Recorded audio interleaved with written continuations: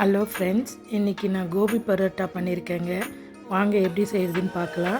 சுடு தண்ணியில் காலிஃப்ளவரை வாஷ் பண்ணுறேங்க. ஒரு 5 நிமிஷம் ஊற வச்சு வாஷ் பண்ணி எடுத்துக்கணும். காலிஃப்ளவரை க்ளீன் பண்ணிவிட்டு நான் இதை பொடி பொடியாக பண்ண போகிறேங்க இந்த கட்டர் வச்சு. ரஞ்சனி அஞ்சலி பெட்டி சேனலை லைக் பண்ணுங்கள், ஷேர் பண்ணுங்கள், கமெண்ட் பண்ணுங்கள், சப்ஸ்கிரைப் பண்ண மறந்துடாதீங்க ஃப்ரெண்ட்ஸ். இந்த கட்டர் நல்லாவே யூஸ் ஆகுதுங்க.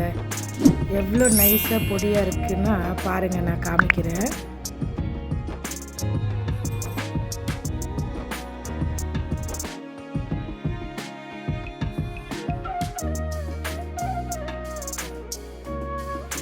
ஒரு பவுலில் இந்த காலிஃப்ளவர் பொடியை ஆட் பண்ணுறேன்.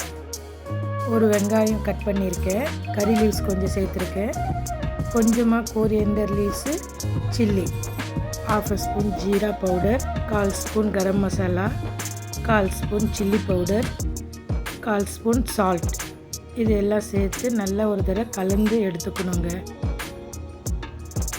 இது போல் நல்லா மிக்ஸ் பண்ணி எடுத்துக்கிட்டு நம்ம நார்மலாக சப்பாத்தி மாவு பிசைஞ்சு வச்சுருக்கோம் இல்லைங்களா, அதில் தான் நான் இப்போ செய்ய போகிறேங்க. நல்லா ரவுண்டாக திரட்டி எடுத்துக்கணும்.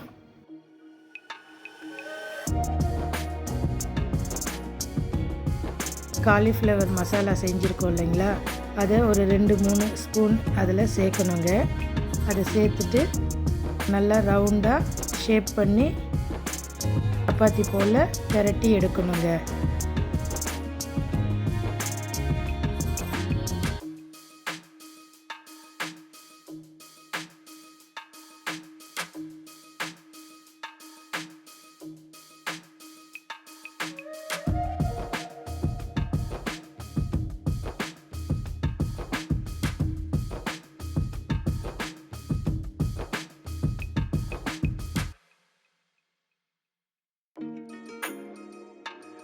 ஒரு பேன் வச்சு நம்ம லோ ஃப்ளேமில் தாங்க இதை சுட்டு எடுக்க போகிறோம். அப்போ தான் அது உள்ளெல்லாம் நல்லா குக் ஆகும்.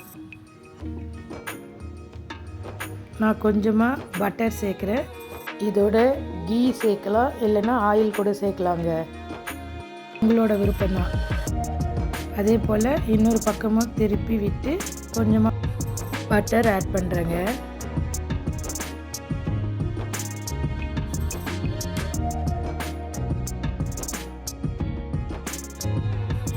இது போல் திருப்பி விட்டு நல்லா வேக விட்டு எடுக்கணுங்க.